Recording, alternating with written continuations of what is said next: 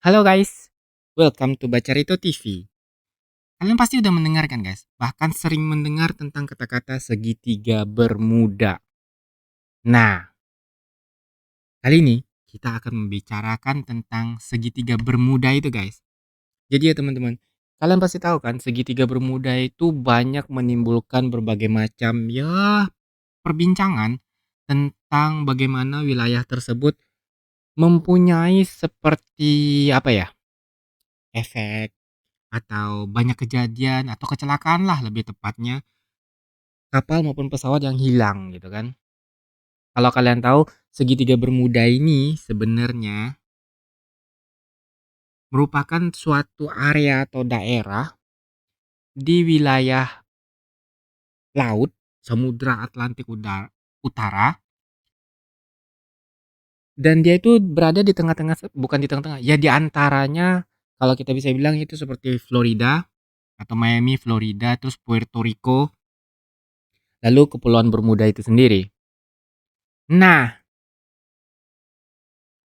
kalau seandainya kalian bisa lihat ya teman-teman, kita hubungkan dengan garis, maka dia akan ngebentuk, nah kayak gini teman-teman. Loh, kok lingkaran coy? Wah, di sini guys, ini yang disebut konspirasi elit global. Jadi selama ini kita mungkin di prank ya, dibilang segitiga, toh ternyata ini lingkaran guys, lingkaran Bermuda.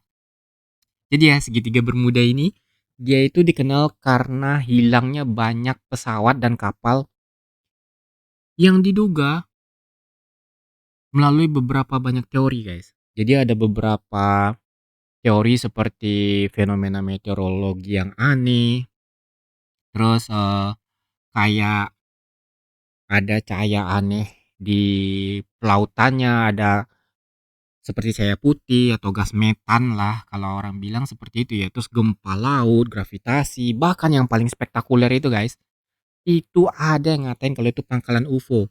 Lorong waktu, bayangin lorong waktu gitu loh. Bahkan yang lebih spektakuler itu tempat istana jin loh.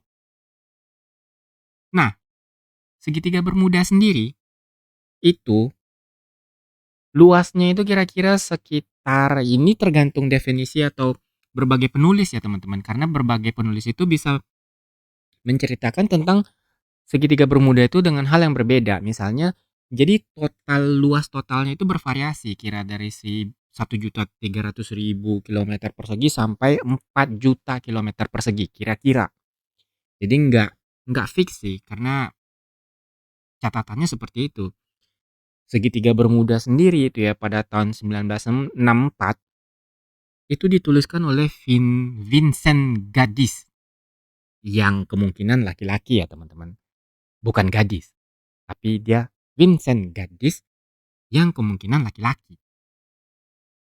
Di majalah Argosy tentang batas-batas segitiga Bermuda tersebut dibilang kalau dia itu ya bervariasi sih, jadi nggak bisa didefinisikan seperti apa, karena akhirnya untuk mencatat tentang berapa banyak kecelakaannya itu tergantung pada penulis yang melaporkannya kan.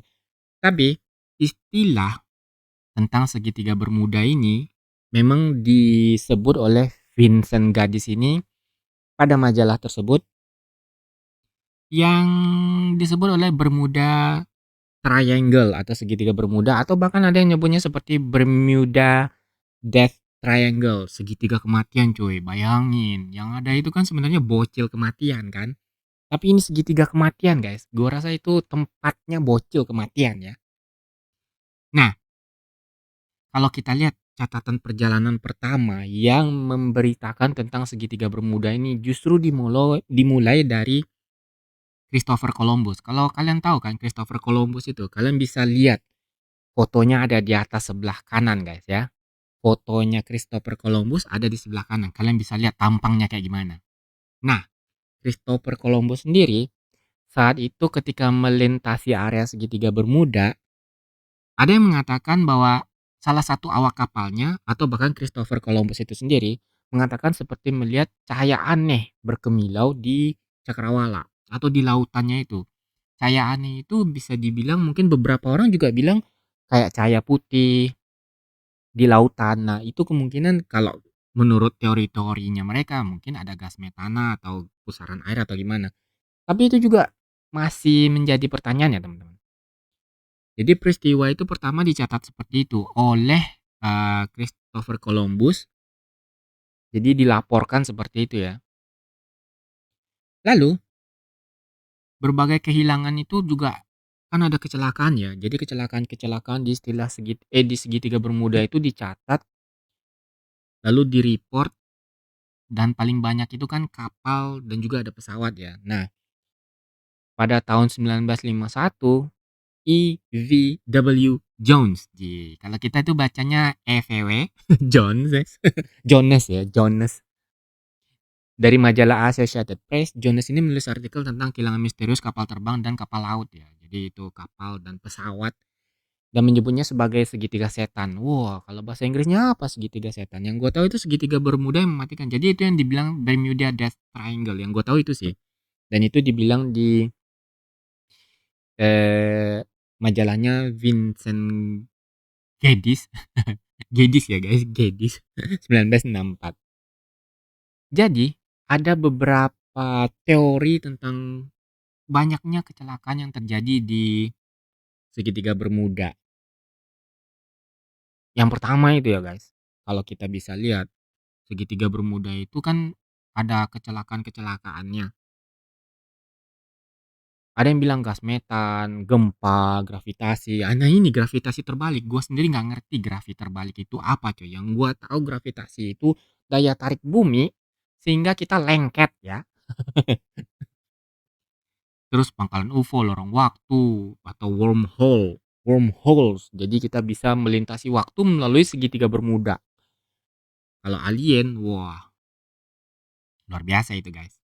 Jadi kalau kita baca ya, peristiwa pertama yang terjadi kecelakaan atau hilangnya kapal di segitiga Bermuda itu yang tercatat itu tahun 1840 atau 1844, hampir sama sih. Itu adalah HMS Atlanta. Atalanta itu kapal hilang tanpa jejak yang berlayar dari Bermuda untuk ke Inggris. Nah, itu ada guys. Itu kejadian pertama. Tapi ada juga yang bilang kejadian pertama itu HMS Rosalie. Jadi yang mana? Jadi itu kenapa yang sedikit membingungkan mungkin karena laporannya itu sedikit berbeda-beda, juga disebabkan oleh luasnya area segitiga Bermuda itu nggak bisa dibilang fix gitu. Nggak bisa dibilang tetap. Tapi ya, yang paling terkenal itu, ini ya guys, bukan paling terkenal sih, yang wilayah misterius itu kehilangannya itu yang menjadi perhatian publik itu pada abad ke-20 ketika kapal kargo Angkatan Laut Amerika Serikat USS Cyclops. Wah, ini terkenal cuy. Kalau gue rasanya gue tahu ini USS Cyclops ini. Yang lebih dari 300 orang di dalamnya itu hilang di segitiga Bermuda. Dan gak tahu apa penyebabnya, kemana perginya, orangnya kemana, itu hilang guys. Dan saat kejadian itu kapal sedang dalam pelayaran dari Amerika Serikat menuju Brazil. Dan itu kejadian yang menandai hilangnya bisa dibilang korban dengan kehilangan nyawa terbesar dalam sejarah Angkatan Laut Amerika Serikat ya. Dalam satu kejadian gitu. Ini kejadian yang unik guys. Maksudnya yang tentang Marie Celeste. Jadi HMS ya, HMS dan HMS Marie Celeste ini tahun 1872. Itu seorang awak kapal ngeliat ada kapal dengan layar terkembang mengapung bebas di tengah pantai Portugis. Kemudian saat diteropong, kok ngelihatnya aneh ini. Sang kaptennya kaget tuh ngelihat, wah itu mah kapal Marie Celeste. Jadi kapal itu ya, kalau nggak salah dia memulai perjalanannya tahun 1872, 7 November. Jadi sebulan sebelum kejadian ditemukannya Marie Celeste itu di tengah laut, mereka membawa 10 penumpang dan seharusnya udah sampai ke Italia. Tapi bingung kaptennya kenapa malah mau ngapung tengah lautan. Gue mikirnya guys, kalian pernah nonton film itu nggak sih? The Ghost. Kalau nggak salah The Ghost ya. The Ghost Ship, Ghost Ship, Ghost Ship. Ghost Ship guys, Ghost Ship ya. Ghost Ship itu kalau nggak salah gue pernah nonton Itu memang film horor kapal, guys.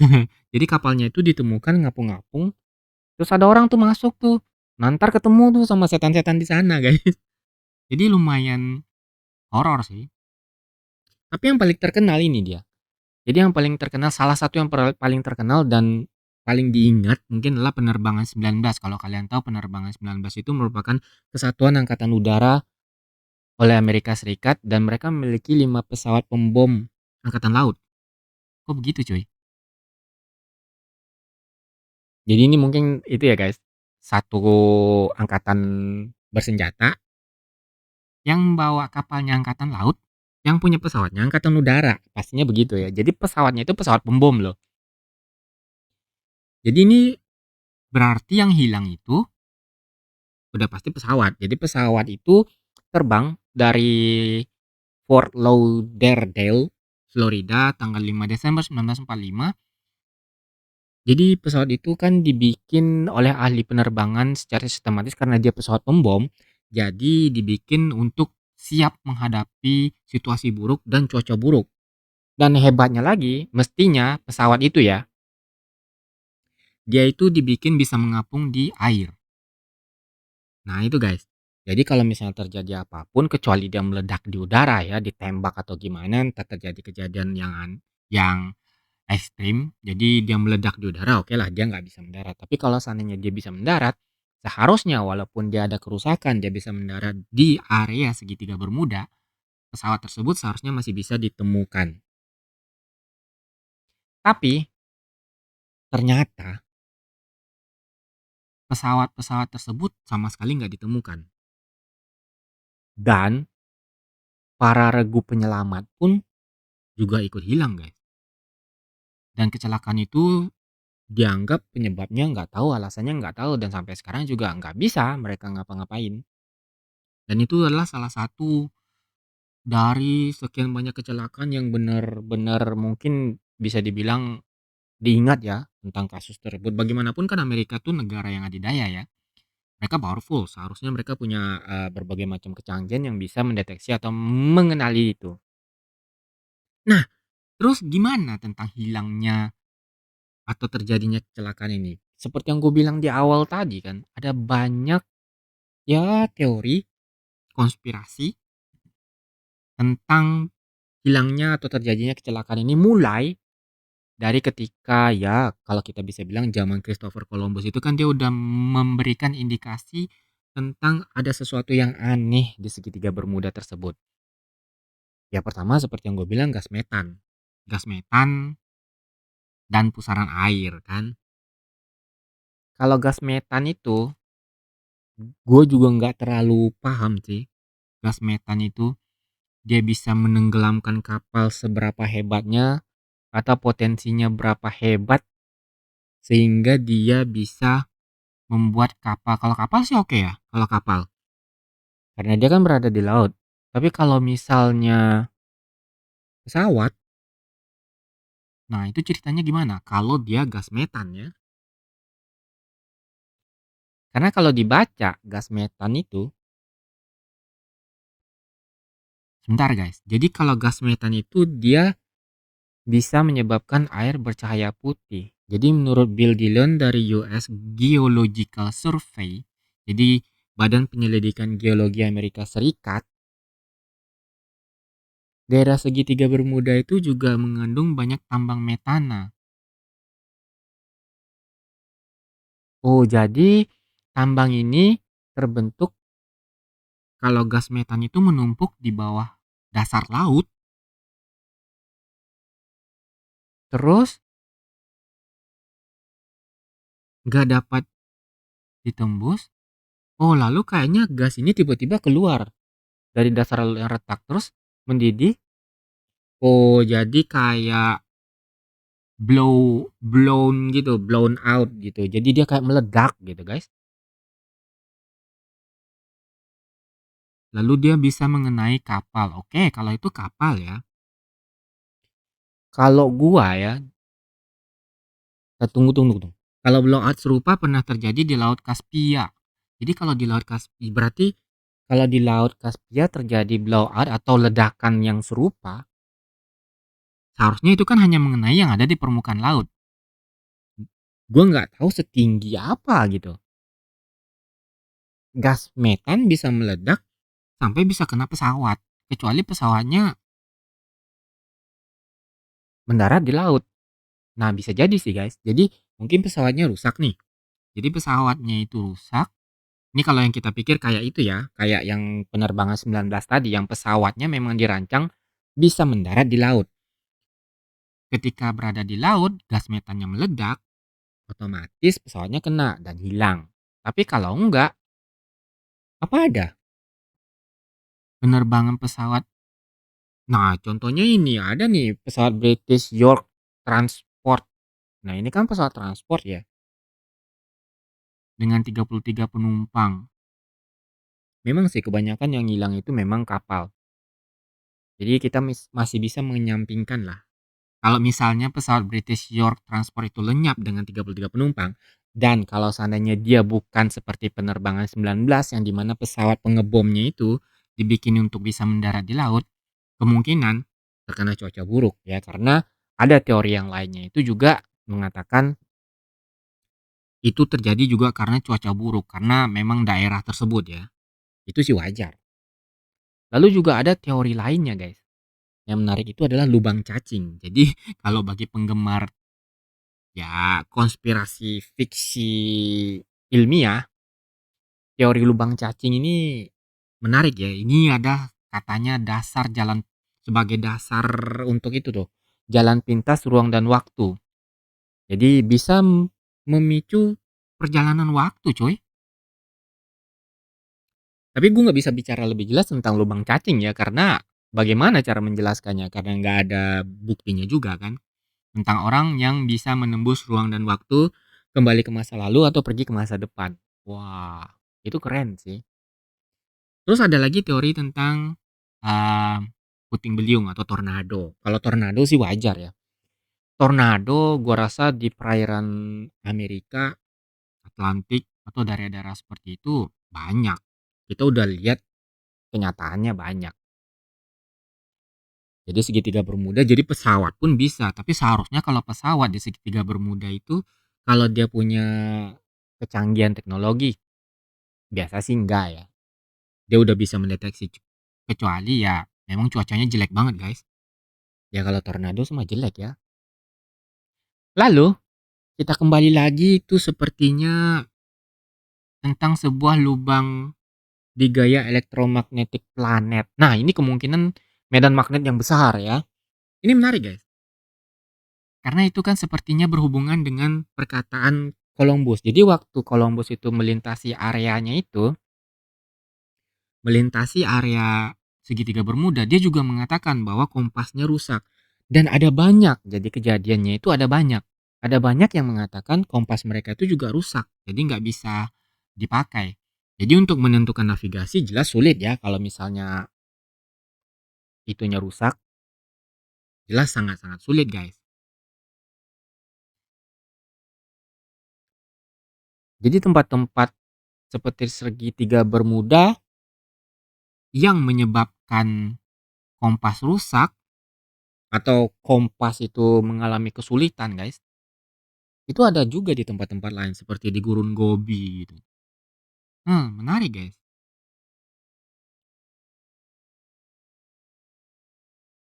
Terus ada yang bilang tentang gempa laut, gempa laut dan gelombang besar. Oke sih, ini kalau gempa laut dan gelombang besar itu ya wajar sih, karena jadi ada hubungannya juga, hubungannya dengan pesawat. Goncangan gelombang kuat tersebut menyebabkan hilangnya keseimbangan pesawat serta tidak adanya kemampuan bagi pilot untuk menguasai pesawat. Hmm, boleh. Oke, oke. Teori selanjutnya, gravitasi terbalik. Nah, kalau ini gue bingung ya. Jadi bagi kalian yang orang ilmiah yang mengetahui tentang gravitasi terbalik itu apa, bisa kalian kasih tahu ke gue ya, komen di bawah. Gravitasi terbalik itu apa? Katanya itu juga menunjukkan adanya daya magnet yang kuat dan anehnya gravitasi terbalik. Jadi kompas dan navigasi elektronik lainnya itu nggak berfungsi. Oke, tapi guys, gue terus terang kalau gravitasi terbalik ini gue nggak tahu. Kalau gravitasi biasa sih gue tahu ya. Kalau bagi kalian yang tahu tentang gravitasi terbalik ini bisa tolong jelaskan ke gue di kolom komentar ya guys. Lalu pangkalan UFO. Menarik teman-teman. Kalian tahu kan orang yang hijau, kepalanya bulat, matanya besar, jarinya cuma 3. Dan kalau ngomong ke kita, dia selalu bilang, I'll be back. Oh bukan coy. Gue lupa. Itu mah Terminator. Jadi kalau yang alien itu we came in peace, my friend. Udah gitu kita ditembak-tembakin, kita diculik guys. Sapi aja diculik. Jadi kalau yang pangkalan UFO ini disebutkan itu kayak misalnya eh apa ya? Ini lebih itu sih, lebih kompleks beritanya tentang kendaraan yang apapun itu diculik dan terhisap oleh pangkalan UFO. Jadi aliennya itu nggak mau diusik manusia. Nah, kalau nggak mau diusik manusia mah jangan bikin pangkalan di bumi dong ya. Bikinnya di rumah sendiri dong. Ya nggak? Jadi itu sih yang bisa gue simpulkan sih nggak ada sebenarnya guys. Kalau menurut gue ya, jadi teori-teori ini sebenarnya udah banyak juga dibantah. Jadi berbagai teori ini dibantah oleh beberapa ilmuwan yang mengatakan sih sebenarnya kejadian-kejadian ini hanya fenomena alam. Di tempat manapun di belahan dunia itu ya bisa terjadi yang seperti ini. Dan misalnya ya kayak pesawat hilang ya wajar, ada gangguan cuaca, ada eh, bisa jadi memang gas metan atau medan magnet yang membuat kompas-kompas mereka nggak bisa bekerja secara normal. Jadi navigasi mereka itu amburadul, kacau balau. Jadi mereka tersesat dan ya kayak gimana lah gitu. Jadi itu udah banyak dibantah ya guys. Tapi ya yang namanya teori dan yang namanya konspirasi itu menarik, bukan? Oke guys, jadi sampai di sini dulu Baca Rito TV. Bagi kalian yang suka, subscribe, like, comment, dan share. Dan kasih tahu gua ya tentang gravitasi terbalik. Atau kalau kalian punya cerita atau konspirasinya tersendiri, entah itu tentang segitiga bermuda atau yang lain, kasih tahu gua cuy. Kita akan ulik, ulik, ulik sampai tuntas. Oke, see you next video. Bye bye.